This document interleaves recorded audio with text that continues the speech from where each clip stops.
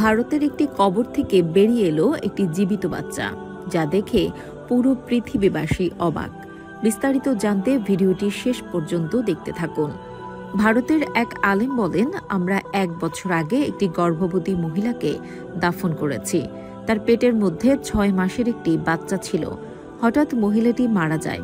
মহিলাটিকে কবরে দাফন করা হয়েছিল এবং দাফন হওয়ার 1 বছর পর এক হিন্দু কৃষক সেই মহিলার কবরের পাশ দিয়ে যাচ্ছিল।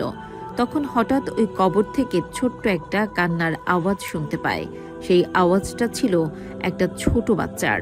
আওয়াজটা শোনার সাথে সাথে কৃষক মসজিদের দিকে দৌড় দিল। আল্লাহ তাআলা চাইলে কি না করতে পারেন। তখন মসজিদের ইমাম সাহেবের দরজায় কড়া আঘাত ছিল। ইমাম সাহেব দরজা খুলে কৃষককে জিজ্ঞেস করল, তুমি কে? তখন কৃষক বলল, আমার নাম গৌতম। ইমাম সাহেব বলল, এখানে কেন এসেছ? কৃষক বললেন, আমি এখানে ভয়ের কারণে এসেছি। ইমাম সাহেব বলল, তোমার কেন ভয় লাগছে? কৃষক তখন বললেন, ওই কোনায় যে কবরস্থানটি আছে, ওই কবরস্থান থেকে আমি ছোট্ট একটা বাচ্চার কান্নার আওয়াজ শুনতে পাচ্ছিলাম। আমি লাঙ্গল জোয়াল ফেলে দৌড় মেরেছি। এখন আমার ভয় হচ্ছে, জানি না কবরে কি হচ্ছে। ইমাম সাহেব বললেন, আমি তোমার কথা বিশ্বাস করি না।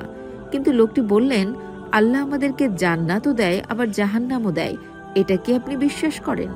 ইমাম সাহেব বললেন, হ্যাঁ, অবশ্যই আমি এটা বিশ্বাস করি।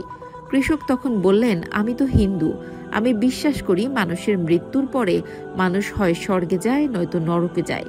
এ দুটোর যে কোনো একটাই আমাদেরকে অবস্থান করতে হবে।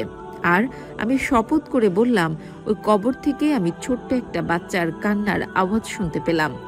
ইমাম সাহেব তখন বললেন, এখন যাওয়া যাবে না ওখানে, কারণ হাজার হলেও তো কবর, ওইটা রক্ষা করা কঠিন কাজ। এই জন্য আমাদের সকলকে কবরকে ভয় পাওয়া উচিত। একটা হিন্দু লোক হয়েও তিনি কবরকে ভয় পাচ্ছেন। সকলে বলুন সুবহানাল্লাহ।